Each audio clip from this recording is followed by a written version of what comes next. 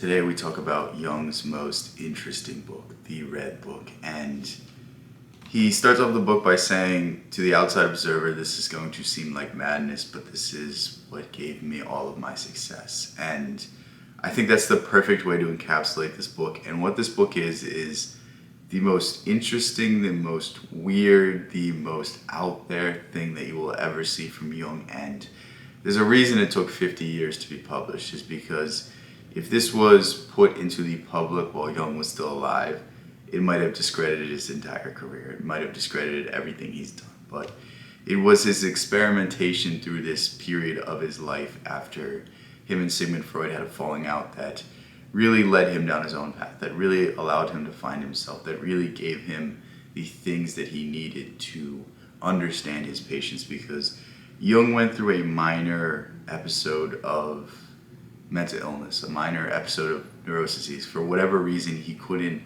settle his mind. For whatever reason, he couldn't bring things together in his head. And to cure this, he basically did a process called active imagination, which is very simply put, going into your own mind, going into your own head, and allowing what is there to be seen, allowing what's there to be communicated with. And it really does read like Delusions of a Madman, but there's images, there's archetypes, there's things in this book that Jung talks about throughout all of his other studies, and he begins to start analyzing these visions. He begins to start analyzing these dreams or these dreamlike states, and through these processes, through this period of 5 years, he discovers himself again. And the real outcome from this book is that Jung was able to overcome himself so that he could be the best doctor to his patients.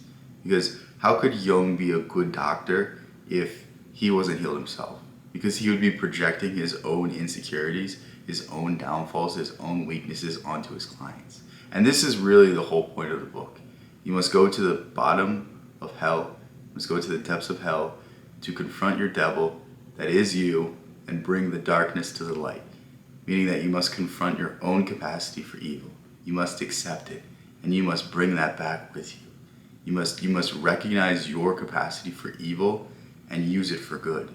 Use it for a good thing in your life. And what I mean by this is, we all have aspects of ourselves that we allow to lie dormant. We all have aspects of ourselves that we don't let see the light, and these aspects are not inherently bad. But they become bad when we hide them. They become angry. They become parts of ourselves that will seep out into our lives in other ways. So think of someone who is not heard in their office. Think of someone who's not heard in their life. How likely are they to snap at some point and just lose it?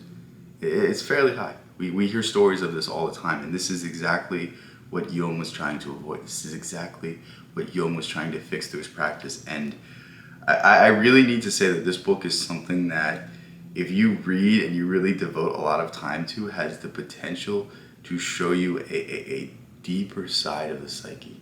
A deeper side of the psyche that is almost bordering on craziness, but it's through the heat of the fire, it's through the darkest path, through the hardest journey, that we get the greatest triumph. As Tolkien said, not all who wander are lost. What goes up must come down. And it's the ability for us to weather the storm, and the ability for us to confront our own demons that allow us to move forward and move forward in a positive direction. And overall, this book is something that's very challenging to read. It's written in almost a poetic sense, where it's open-ended, where it's expressive, where it's symbolic, and the symbols aren't normal symbols. They're like alchemical symbols of transformation. So if you read this book, I really suggest you pick up this one first, Psychology and Alchemy, where Jung goes over the symbols that he stumbled upon in his own practice, the symbols that he saw in his patients' dreams, and how these symbols changed as people got through different stages of life and different stages of enlightenment or integration or individuation. But some of the key takeaways I took from this book was the ability to accept yourself, the ability to accept yourself without shame.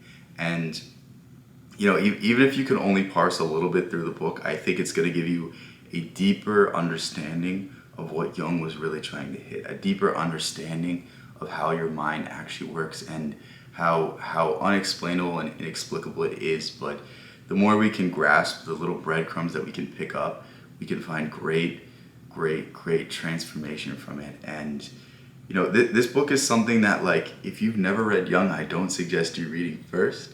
I suggest you pick up something that is more straightforward. So the books I always say to pick up from Jung first is The Undiscovered Self, Memories, Dreams, Reflections, and Man and His Symbols. I think those are the best introductions to his ideas, and I think once you have that basic understanding of him, I think you'll be able to run with a lot of the ideas he talks about. Psychology and Alchemy would also be a very good benefit for this book. Even the what is it called? The Archetypes and the Collective Unconscious is another really good book to pick up as well.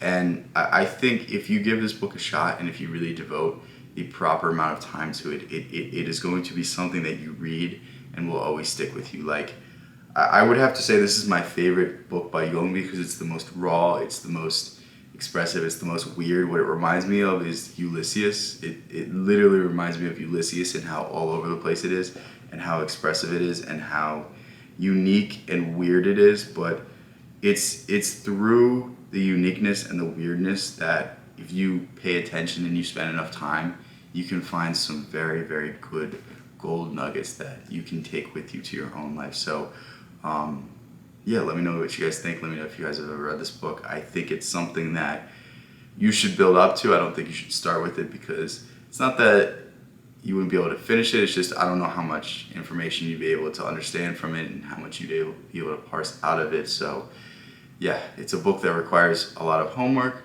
but once you do that homework, it's well worth the wait. Yeah, love you guys so much. Thank you guys so much. Peace out. I'll catch you in the next one.